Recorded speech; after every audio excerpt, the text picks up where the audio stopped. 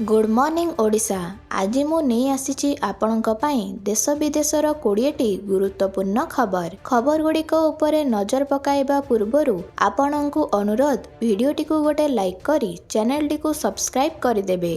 Number 1, ration card पाइबा पाई सरकार किछि योग्यता मानदंड स्थिर करिसंती जहाँ समस्त लोकंकु संपूर्ण करिबाकु पड़िबो। जदि केही एही योग्यता मानदंड पूरण करंतिनी तेबे तांकर राशन कार्ड होई पारिबनी।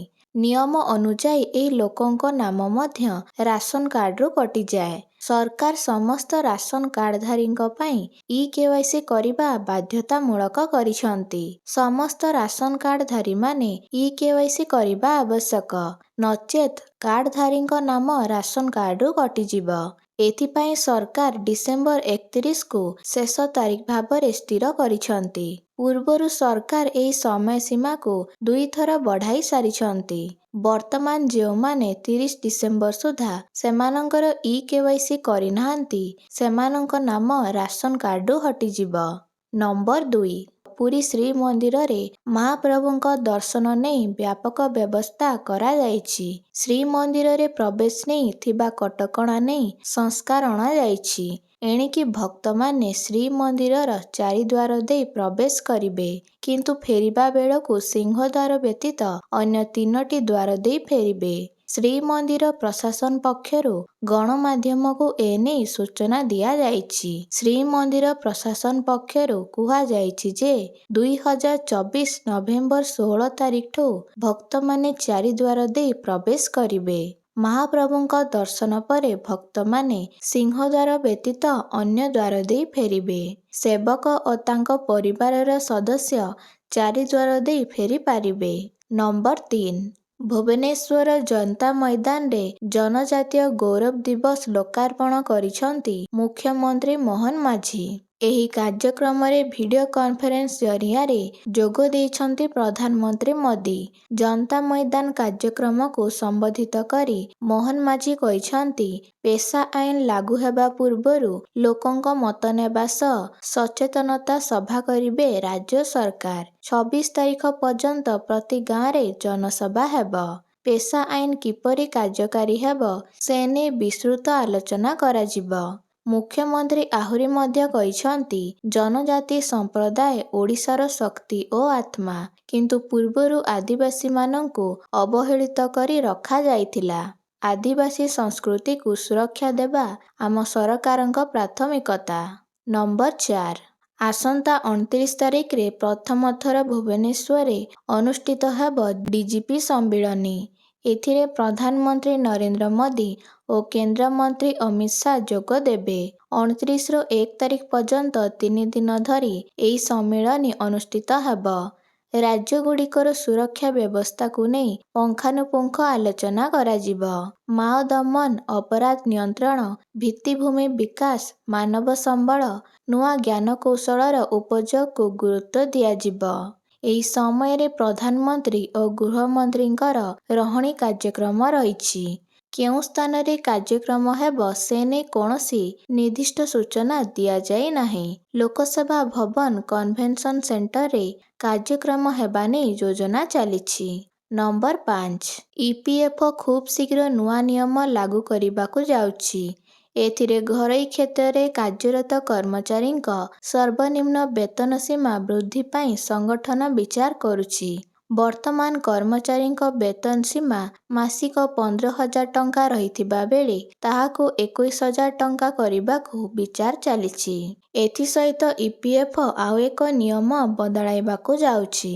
एही नियम अनुଯାयी कोनोसी संस्थार कर्मचारी संख्या कम थिले भी सेमाने ईपीएफओ रे शामिल होई पारिबे। प्रचलित व्यवस्था रे कोनोसी संस्था रे सर्वनिम्न कर्मचारी संख्या 20 रहिथिले ताहाको ईपीएफओ रे शामिल करा जाउछि। वर्तमान सर्वनिम्न कर्मचारी संख्या को संगठन 10 रु 15 को ह्रास करिबा नै विचार चलिछि। अर्थात गोटिए संस्था रे 10 जन कर्मचारी थिले भी सेठारे ईपीएफओ सुविधा उपलब्ध रहिबो। नंबर 6, ଆସନ୍ତା ବର୍ଷ ପାକିସ୍ତାନରେ ଆୟୋଜିତ ହେବାକୁ ଯାଉଛି ଚାମ୍ପିଅନସିପ୍ ଟ୍ରଫି ଟୁର୍ଣ୍ଣାମେଣ୍ଟ। ତେବେ ଆଜି ଇସଲାମାବାଦରେ ଚାମ୍ପିଅନସିପ୍ ଟ୍ରଫି ପହଞ୍ଚିବା ପରେ ଏହାକୁ ସାରା ଦେଶରେ ଟୁର୍ କରିବାକୁ ପାକିସ୍ତାନ କ୍ରିକେଟ ବୋର୍ଡ ଲକ୍ଷ୍ୟ ରଖିଛି। ନଭେମ୍ବର 16ରୁ ନଭେମ୍ବର 24 ତାରିଖ ଯାଏଁ ଏହି ଟ୍ରଫି ପାକିସ୍ତାନ ଭ୍ରମଣ କରିବ। ଏହା ସହ ପାକ୍ ଅଧିକୃତ କାଶ୍ମୀର କର 3ଟି ସହରକୁ ମଧ୍ୟ ଟ୍ରଫି ନେବାକୁ ପ୍ଲାନ୍ ପ୍ରସ୍ତୁତ ହୋଇଥିଲା। ହେଲେ ବିସିସିଆଇର ଅଭିଯୋଗ ପରେ ଏବେ ତାକୁ ବାତିଲ କରିଛି ପାକିସ୍ତାନ କ୍ରିକେଟ ବୋର୍ଡ। ସୂଚନାଯୋଗ୍ୟ ଯେ ଚାମ୍ପିଅନସିପ୍ ଟ୍ରଫି ଟୁର୍ଣ୍ଣାମେଣ୍ଟ ଆସନ୍ତା ବର୍ଷ ଫେବୃଆରୀ 19ରୁ ମାର୍ଚ୍ଚ 9 ତାରିଖ ପର୍ଯ୍ୟନ୍ତ ଅନୁଷ୍ଠିତ ହେବାର ଅଛି। କିନ୍ତୁ ଏହାର କାର୍ଯ୍ୟସୂଚୀ ଏପର୍ଯ୍ୟନ୍ତ ଆସିନି। ଅନ୍ୟପକ୍ଷରେ କ୍ରିକେଟ ବୋର୍ଡ ଅଫ୍ ଇଣ୍ଡିଆ ନିଜ ଦଳକୁ ପାକିସ୍ତାନ ପଠାଇବାକୁ ମନା କରିଛି। ନମ୍ବର 7 ଝାରଖଣ୍ଡ ମହାରାଷ୍ଟ୍ର ନିର୍ବାଚନ ଭିତରେ ଜୋରଦାର ହେଉଛି ବୟାନବାଜି। ତେବେ ପ୍ରଧାନମନ୍ତ୍ରୀ ମୋଦି ଓ ଗୃହମନ୍ତ୍ରୀ ଅମିତ ଶାହଙ୍କ ବିରୋଧରେ ମୁଖ୍ୟ ନିର୍ବାଚନ କମିଶନଙ୍କ ନିକଟରେ ପହଞ୍ଚିଛି କଂଗ୍ରେସ। ବିଜେପିର ଉଭୟ ବରିଷ୍ଠ ନେତାଙ୍କ ବୟାନ ସାମ୍ପ୍ରଦାୟିକ ହିଂସା ସୃଷ୍ଟି କରିବା ସମ୍ଭାବନା ଦର୍ଶାଇ ଇସିଙ୍କ ଦ୍ୱାରସ୍ଥ ହୋଇଛି କଂଗ୍ରେସ। କଂଗ୍ରେସ ପକ୍ଷରୁ ଏକ ଅଭିଯୋଗ ଭରା ଚିଠି ଇସିଙ୍କୁ ଦିଆଯିବା ପରେ କଂଗ୍ରେସ ବରିଷ୍ଠ ନେତା ଜୟରାମ ରମେଶ ସୋସିଆଲ ମିଡିଆ ପୋଷ୍ଟରେ ଜଣାଇଛନ୍ତି। ଚିଠିରେ କୁହାଯାଇଛି, ନଭେମ୍ବର 8ରେ ମୋଦି ନାସିକରେ ଯେଉଁ ଭାଷଣ ଦେଇଥିଲେ ତାହା ଦୁର୍ଭାଗ୍ୟପୂର୍ଣ୍ଣ। କଂଗ୍ରେସ ଓ ସହଯୋଗୀ ଦଳକୁ ଟାର୍ଗେଟ କରି ଦିବଂଗତ ପ୍ରଧାନମନ୍ତ୍ରୀ ଜବାହରଲାଲ ନେହେରୁ, ଇନ୍ଦିରା ଗାନ୍ଧୀ, ରାଜୀବ ଗାନ୍ଧୀଙ୍କ ବିରୋଧରେ ଆପତ୍ତିଜନକ ଟିପ୍ପଣୀ ଦେଇଛନ୍ତି, ଯାହା ଆଦୌ ଗ୍ରହଣୀୟ ନୁହେଁ। କଂଗ୍ରେସ ନେତାଙ୍କୁ ଏସଟି, ଓ ଓବିସି ବିରୋଧୀ କହିବା ଉଚିତ ନୁହେଁ ଦର୍ଶାଇ ଅଭିଯୋଗ କରିଛି। ନମ୍ବର 8 ଦୁଇ ରାଜ୍ୟର ବିଧାନସଭା ନିର୍ବାଚନକୁ ନେଇ ଦେଶର ବଡ଼ ବଡ଼ ନେତାମାନେ ଜୋରଦାର ପ୍ରଚାର ଅଭିଯାନ ଜାରି ରଖିଛନ୍ତି। ଏହି କ୍ରମରେ ପ୍ରଧାନମନ୍ତ୍ରୀ ନରେନ୍ଦ୍ର ମୋଦିଙ୍କ ବିମାନ ଶୁକ୍ରବାର ଦିନ ଦେଓଘର ବିମାନ ବନ୍ଦରରେ ଜରୁରୀ ଅବତରଣ କରିଛି। ଟେକ୍ନିକ୍ ଖରାପ କାରଣରୁ ଏଭଳି ଜରୁରୀ ଅବତରଣ କରାଯାଇଥିବା କଥା କୁହାଯାଇଛି। ସୂଚନାଯୋଗ୍ୟ ଯେ ପ୍ରଧାନମନ୍ତ୍ରୀ ନରେନ୍ଦ୍ର ମୋଦି ଜନଜାତି ଦିବସ ପାଳନ କରିବା ଅବସରରେ ଆଜି ବିହାର ଜମଇ ପହଞ୍ଚିଥିଲେ। ସେଠି କାର୍ଯ୍ୟକ୍ରମ ସାରି ଦିଲ୍ଲୀ ଫେରିବା ବେଳେ ବିମାନରେ ବୈଷୟିକ ତ୍ରୁଟି ଦେଖିବାକୁ ମିଳିଥିଲା। ଏଥିପାଇଁ ଦେଓଘର ବିମାନ ବନ୍ଦରରେ ଜରୁରୀ ଅବତରଣ କରାଯାଇଥିଲା। ନମ୍ବର 9 ନଭେମ୍ବର 13 ତାରିଖ ଅପରାହ୍ନ 4ଟା ସମୟରେ ବାଘୁଣୀ ଜିନତଙ୍କୁ ତଡ଼ବା ସଂରକ୍ଷିତ ଜଙ୍ଗଲରେ ଟ୍ରାଙ୍ଗୁଲାଇଜ୍ କରି ଧରାଯାଇଥିଲା। ଜିନତ ଗୁରୁବାର ସନ୍ଧ୍ୟାରେ ଶିମିଳିପାଳ ଜଙ୍ଗଲରେ ପହଞ୍ଚିଥିଲା। ତେବେ ଶୁକ୍ରବାର ସକାଳେ ବାଘୁଣୀ ଜିନତକୁ ଏନକ୍ଲୋଜର ଭିତରେ ଛଡ଼ାଯାଇଛି। ସେ ସମ୍ପୂର୍ଣ୍ଣ ସୁସ୍ଥ ଥିବା ଶିମିଳିପାଳ ବ୍ୟାଘ୍ର ପ୍ରକଳ୍ପ କର୍ତ୍ତୃପକ୍ଷଙ୍କ ପକ୍ଷରୁ କୁହାଯାଇଛି। ଗତ ଅକ୍ଟୋବର 27 ତାରିଖରେ ଯମୁନା ନାମକ ବାଘୁଣୀକୁ ଶିମିଳିପାଳ ଅଣାଯାଇଥିଲା। ଏବେ ତାର ଆଉ ଏକ ସାଥୀ ବାଘୁଣୀ ଜିନତକୁ ଅଣାଯାଇଛି। ଜିନତକୁ ଆଣିବା ପାଇଁ ଶିମିଳିପାଳର ଏକ ସ୍ୱତନ୍ତ୍ର ଟିମ୍ ମହାରାଷ୍ଟ୍ର ଯାଇଥିଲା। ନମ୍ବର 10 ଏକ ଭାଇରାଲ ପୋଷ୍ଟରେ ଦାବି କରାଯାଇଛି ଯେ ରିଜର୍ଭ ବ୍ୟାଙ୍କ ଖୁବ୍ ଶୀଘ୍ର କ୍ରିକେଟର ମହେନ୍ଦ୍ର ସିଂ ଧୋନିଙ୍କ ସମ୍ମାନାର୍ଥେ ଏକ ନୂଆ ମୁଦ୍ରା ଆଣିବା ପାଇଁ ଯାଉଛି। ଏହି ପୋଷ୍ଟ ବର୍ତ୍ତମାନ ସୋସିଆଲ ମିଡିଆରେ ଭାଇରାଲ ହେଉଛି, ଯେଉଁଥିରେ ଦାବି କରାଯାଉଛି କ୍ରିକେଟର ଏମଏସ୍ ଧୋନିଙ୍କ ସମ୍ମାନାର୍ଥେ ରିଜର୍ଭ ବ୍ୟାଙ୍କ ଅଫ୍ ଇଣ୍ଡିଆ 7 ଟଙ୍କା ମୁଦ୍ରା ଆଣିବାକୁ ଯାଉଛି। ପିଆଇବି ଫ୍ୟାକ୍ଟ ଚେକ୍ କରି ଏହି ଭାଇରାଲ ପୋଷ୍ଟରେ ଦିଆଯାଇଥିବା ଦାବି ସମ୍ବନ୍ଧରେ ସତ୍ୟ ପ୍ରକାଶ କରିଛି ଯେ ଆରବିଆଇ ଦ୍ୱାରା ଏପରି କୌଣସି ସୂଚନା ଦିଆଯାଇନି। ନମ୍ବର 11 ସୁନା ଓ ରୂପା ମୂଲ୍ୟ ଧନତେରାସ ଏବଂ ଦୀପାବଳି ଅବସରରେ ସମସ୍ତ ରେକର୍ଡ ବ୍ରେକ୍ କରିଥିଲା। ହେଲେ ଗତ 10 ଦିନ ମଧ୍ୟରେ ଉଭୟ ସୁନା ଓ ରୂପା ମୂଲ୍ୟ କ୍ରମାଗତ ଭାବରେ ଶସ୍ତା ହେବାରେ ଲାଗିଛି। ମାତ୍ର 10 ଦିନ ମଧ୍ୟରେ ସୁନା 6% ଶସ୍ତା ହୋଇଛି ଏବଂ ଏହା 4,750 ଟଙ୍କା ହ୍ରାସ ପାଇଛି। ଏଥିସହିତ ରୂପା ଦର ମଧ୍ୟ ହ୍ରାସ ପାଇଛି ଏବଂ 10 ଦିନରେ 10,000 ଟଙ୍କା ଶସ୍ତା ହୋଇଛି ରୂପା। ରୂପା 1 ଲକ୍ଷ ଟଙ୍କା ଅତିକ୍ରମ କରିଥିଲା, କିନ୍ତୁ ବର୍ତ୍ତମାନ ଏହାର ମୂଲ୍ୟ କିଲୋଗ୍ରାମରେ 90,000 ଟଙ୍କା ରହିଛି। 79,700 ଟଙ୍କାରେ ପହଞ୍ଚିଥିବା ସୁନା ବର୍ତ୍ତମାନ ପ୍ରାୟ 74,950 ଟଙ୍କା ରହିଛି। ସେହିପରି ଓଡ଼ିଶାର ରାଜଧାନୀ ଭୁବନେଶ୍ୱରରେ ସୁନା ଦର 10 ଗ୍ରାମ 24 କ୍ୟାରେଟ୍ ସୁନା ଦର 75,760 ଟଙ୍କା ରହିଛି ଏବଂ 10 ଗ୍ରାମ 22 କ୍ୟାରେଟ୍ ସୁନା ଦର 69,450 ଟଙ୍କା ରହିଛି। ନମ୍ବର 12। ଦିନକୁ ଦିନ ଉତ୍କଟ ହେଲାଣି ଦିଲ୍ଲୀ ପ୍ରଦୂଷଣ। ଦେଶର ରାଜଧାନୀରେ ବାୟୁର ମାନ ସାଂଘାତିକ ସ୍ତରରେ ପହଞ୍ଚିଛି। ଏହାକୁ ଦୃଷ୍ଟିରେ ରଖି ଆଜିଠାରୁ ଗ୍ରେଡେଡ୍ ରେସ୍ପନ୍ସ ଆକ୍ସନ ପ୍ଲାନ୍ ବା GRAPର ତୃତୀୟ ପର୍ଯ୍ୟାୟ କାର୍ଯ୍ୟକାରୀ କରିବାକୁ air quality management commission CAQM ନିଷ୍ପତ୍ତି ନେଇଛି। GRAP-3 କାର୍ଯ୍ୟକାରୀ ହେଲେ ନିର୍ମାଣ ଓ ଉଚ୍ଛେଦ ବନ୍ଦ ରହିବ। ସମସ୍ତ ଅଣ ଅତ୍ୟାବଶ୍ୟକ ଖଣି କାର୍ଯ୍ୟ ବନ୍ଦ ରହିବ। ଅଣ ଇଲେକ୍ଟ୍ରିକ୍, ଅଣ CNG ଏବଂ ଅଣ BS6 ଡିଜେଲ ଅନ୍ତରାଜ୍ୟ ବସ୍ ଚଳାଚଳ ଉପରେ ପ୍ରତିବନ୍ଧକ ଲଗାଯିବ। ଏହା ସହିତ ପଞ୍ଚମ ଶ୍ରେଣୀ ପର୍ଯ୍ୟନ୍ତ ସ୍କୁଲ ବନ୍ଦ ରଖିବାକୁ ପରାମର୍ଶ ଦିଆଯାଇଛି। ନମ୍ବର 13। ବାଳିକାମାନଙ୍କ ଶିକ୍ଷା ପାଇଁ ଦେଶରେ ସରକାର ଅନେକ ଯୋଜନା ଚଲାଉଛନ୍ତି। ଏଥିସହିତ ବର୍ତ୍ତମାନ ବ୍ୟକ୍ତିଗତ ସ୍ତରରେ ନେତାମାନେ ଝିଅମାନଙ୍କ ପାଇଁ ମଧ୍ୟ ବଡ଼ ପଦକ୍ଷେପ ଗ୍ରହଣ କରୁଛନ୍ତି। ତେବେ ବିହାର ଯୁବ ସାଂସଦ ସମ୍ଭାରୀ ଚୌଧୁରୀ ମଧ୍ୟ ଏଭଳି ପଦକ୍ଷେପ ନେଇଛନ୍ତି। ଲୋକସେବା ପାର୍ଟି ସାଂସଦ ସମ୍ଭାରୀ ଚୌଧୁରୀ ଗୁରୁବାର ଦିନ ଘୋଷଣା କରିଛନ୍ତି ଯେ ସେ ତାଙ୍କ ଲୋକସଭା ନିର୍ବାଚନ ମଣ୍ଡଳୀ ସମସ୍ତିପୁରରେ ବାଳିକା ଶିକ୍ଷାକୁ ପ୍ରୋତ୍ସାହିତ କରିବା ପାଇଁ ତାଙ୍କର 5 ବର୍ଷର କାର୍ଯ୍ୟକାଳ ବେତନ ଦେବେ। ନମ୍ବର 14। ପଞ୍ଜାବୀ ଗାୟକ ତଥା ଅଭିନେତା ଦିଲଜିତ ଦୋସାଂଝ ତାଙ୍କ ସଙ୍ଗୀତ କନସର୍ଟ ଦି ଲ୍ୟୁମିନିଟି ଟୁର୍ କାରଣରୁ ଏବେ ଖବରରେ ଅଛନ୍ତି। ନିକଟରେ ସେ ଦିଲ୍ଲୀ ଏବଂ ଜୟପୁରରେ ଶୋ କରିଥିଲେ। ତାଙ୍କ ସଙ୍ଗୀତ କନସର୍ଟକୁ ହଜାର ହଜାର ଲୋକ ଆସିଥିଲେ। ତାଙ୍କର ପରବର୍ତ୍ତୀ କନସର୍ଟ ଆଜି ହାଇଦ୍ରାବାଦରେ ଅନୁଷ୍ଠିତ ହେବ। କିନ୍ତୁ ଏହା ପୂର୍ବରୁ ସେ ବିବାଦରେ ଛନ୍ଦି ହୋଇପଡ଼ିଛନ୍ତି। ବାସ୍ତବରେ କନସର୍ଟ ଆରମ୍ଭ ହେବା ପୂର୍ବରୁ ତେଲେଙ୍ଗାନା ସରକାର ଦିଲଜିତ ଦୋସାଂଝଙ୍କୁ ନୋଟିସ ପଠାଇଛନ୍ତି। ଏହି ନୋଟିସରେ ଦିଲଜିତ ଦୋସାଂଝ ମଦ, ଡ୍ରଗ୍ସ ଏବଂ ହିଂସାକୁ ପ୍ରୋତ୍ସାହିତ କରୁଥିବା ଗୀତ ନ ଗାଇବାକୁ ଗାୟକଙ୍କୁ ନିର୍ଦ୍ଦେଶ ଦିଆଯାଇଛି।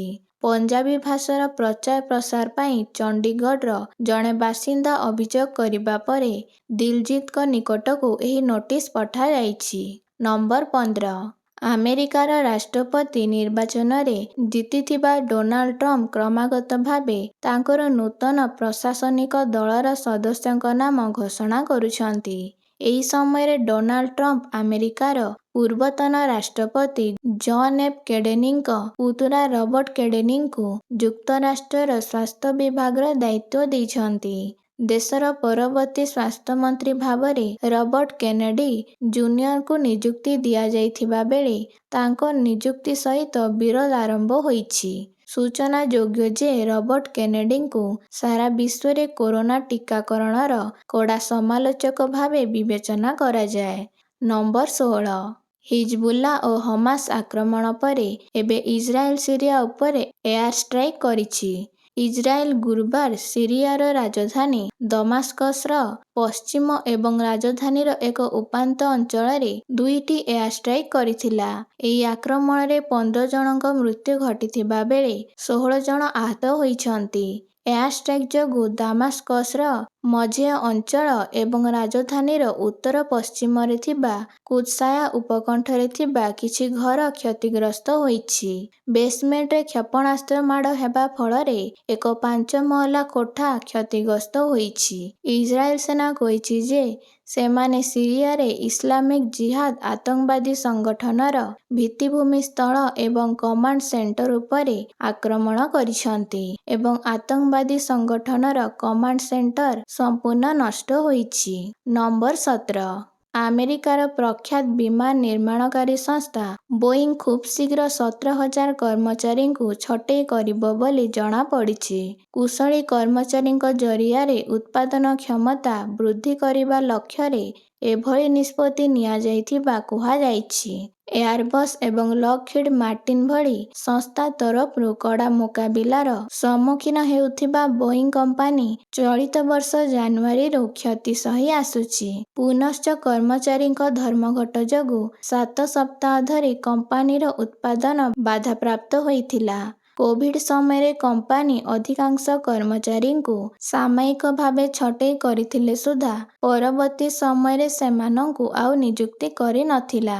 ଫଳରେ ଭବିଷ୍ୟତକୁ ଦୃଷ୍ଟିରେ ରଖି ଶତାଧିକ କର୍ମଚାରୀ ସେତେବେଳେ କମ୍ପାନୀ ଛାଡ଼ି ଅନ୍ୟତ୍ର ପଳାଇଥିଲେ। ନମ୍ବର 18 ଉତ୍ତର କୋରିଆ ନେତା କିମ୍ ଜୋଙ୍ଗ ଉନ୍ ଆତ୍ମଘାତୀ ଆକ୍ରମଣ ଡ୍ରୋନ୍ର ବହୁଳ ନିର୍ମାଣ କରିବାକୁ ନିର୍ଦ୍ଦେଶ ଦେଇଛନ୍ତି। ସରକାରୀ ଗଣମାଧ୍ୟମ ଶୁକ୍ରବାର ଏହି ସୂଚନା ଦେଇଛି। ଏହାର ଗୋଟିଏ ଦିନ ପୂର୍ବରୁ ସେ ଏହି ଅସ୍ତ୍ର ପ୍ରଣାଳୀର ପରୀକ୍ଷା ଦେଖିଥିଲେ। ଉତ୍ତର କୋରିଆର ମାନବବିହୀନ ଏରିଆ ଟେକ୍ନୋଲୋଜି କମ୍ପ୍ଲେକ୍ସ ଦ୍ୱାରା ନିର୍ମିତ ଉଭୟ ସ୍ଥଳ ଏବଂ ସମୁଦ୍ର ଲକ୍ଷ୍ୟକୁ ମାରିବା ପାଇଁ ଡିଜାଇନ୍ ହୋଇଥିବା ଡ୍ରୋନ୍ର ପରୀକ୍ଷଣକୁ କିମ୍ ଜୋଙ୍ଗ ଉନ୍ ଦେଖିଥିଲେ। Korea central news agency report କରିଛି ଯେ କିମ୍ ଜୋଙ୍ଗ ଉନ୍ ଆତ୍ମଘାତୀ ଡ୍ରୋନ୍ର ବହୁଳ ଉତ୍ପାଦନ ଆବଶ୍ୟକତା ଉପରେ ଗୁରୁତ୍ୱାରୋପ କରିଛି। ଆତ୍ମଘାତୀ ଡ୍ରୋନ୍ ହେଉଛି ବିସ୍ଫୋରକ ଭୋଇଥିବା ମାନବବିହୀନ ଡ୍ରୋନ୍, ଯାହା ଜାଣିଶୁଣି ଶତ୍ରୁ ଲକ୍ଷ୍ୟରେ ପକାଯିବା ପାଇଁ ପରିକଳ୍ପନା କରାଯାଇଛି। ନମ୍ବର 19 ଶେଖ୍ ହସିନାଙ୍କ ସରକାର ପରାଜୟ ପରେ ବାଂଲାଦେଶରେ ମୌଳିକତା ପ୍ରାଧାନ୍ୟ ବିସ୍ତାର କରୁଛି। ବାଂଲାଦେଶର ମଧ୍ୟବର୍ତ୍ତୀକାଳୀନ ସରକାରର ମୁଖ୍ୟ ମହମ୍ମଦ ୟୁନୁସ୍ ଗୋଟିଏ ପରେ ଗୋଟିଏ ନିଷ୍ପତ୍ତି ନେଉଛନ୍ତି, ଯାହା ବାଂଲାଦେଶର ମୌଳିକତା ବିରୁଦ୍ଧରେ ଅଟେ। ଏଥିସହିତ ବର୍ତ୍ତମାନ ଏକ ସମ୍ଭାବନା ଅଛି ଯେ ବାଂଲାଦେଶ ମଧ୍ୟ ନିଜକୁ ଏକ ଇସଲାମ ଦେଶ ଘୋଷଣା କରିପାରିବ। ଧର୍ମନିରପେକ୍ଷ ତଥା ସମାଜବାଦୀ ଶବ୍ଦଗୁଡ଼ିକୁ ଦେଶର ସମ୍ବିଧାନରୁ ହଟାଇବାକୁ ବାଂଲାଦେଶର ବରିଷ୍ଠ ଆଇନ ଅଧିକାରୀ ପ୍ରସ୍ତାବ ଦେଇଛନ୍ତି। ଏକ ଲିଖିତ ଆବେଦନ ଉପରେ ଶୁଣାଣି ସମୟରେ ବାଂଲାଦେଶ ଆଟର୍ଣ୍ଣି ଜେନେରାଲ ମହମ୍ମଦ ଅସଜମାନ କୋର୍ଟରେ ଅନେକ ଯୁକ୍ତି କରିଛନ୍ତି। ବାଂଲାଦେଶର ସମ୍ବିଧାନର 4ଟି ନୀତି ମଧ୍ୟରୁ ଧର୍ମନିରପେକ୍ଷତା ଏବଂ ସମାଜବାଦକୁ ହଟାଇବାକୁ ଆଟର୍ଣ୍ଣି ଜେନେରାଲ ଚେଷ୍ଟା କରିଛନ୍ତି। ନମ୍ବର 20 ନାର୍କୋଟିକ୍ସ ସେଣ୍ଟ୍ରାଲ ବ୍ୟୁରୋ, ଭାରତୀୟ ନୌସେନା ଓ ଗୁଜରାଟ ପୋଲିସର ଏଟିଏସ୍ ମିଳିତ ସର୍ଚ୍ଚ ଅପରେସନ ବେଳେ ବଡ଼ ସଫଳତା ମିଳିଛି। ସମୁଦ୍ର ଭିତରେ ଅଭିଯାନ କରି 700 କିଲୋଗ୍ରାମର ମେଥ୍ ଡ୍ରଗ୍ସ ଜବତ କରିବା ସହ 8 ଜଣଙ୍କୁ ଗିରଫ କରାଯାଇଛି। ଗିରଫ ହୋଇଥିବା 8 ଜଣ ବିଦେଶୀ ନାଗରିକ ବୋଲି ସୂଚନା ରହିଛି। ଜବତ ହୋଇଥିବା ଡ୍ରଗ୍ସର ଆନୁମାନିକ ମୂଲ୍ୟ 2000 କୋଟି ଟଙ୍କା ହେବ ବୋଲି ବିଭାଗ ତରଫରୁ ଆକଳନ କରାଯାଇଛି। ଗତ କିଛି ଦିନ ହେବ ଏନ୍ସିବି ସାଗର ମନ୍ଥନ ନାମରେ ଏକ ଅଭିଯାନ ଆରମ୍ଭ କରିଛି। ଏହି ଅପରେସନର ମୁଖ୍ୟ ଉଦ୍ଦେଶ୍ୟ ହେଉଛି ସମୁଦ୍ର ପଥ ଦେଇ ବିଦେଶରୁ ଭାରତକୁ ହେଉଥିବା ଚୋରା ନିଶାଦ୍ରବ୍ୟ ଚାଲାଣ ରୋକିବା।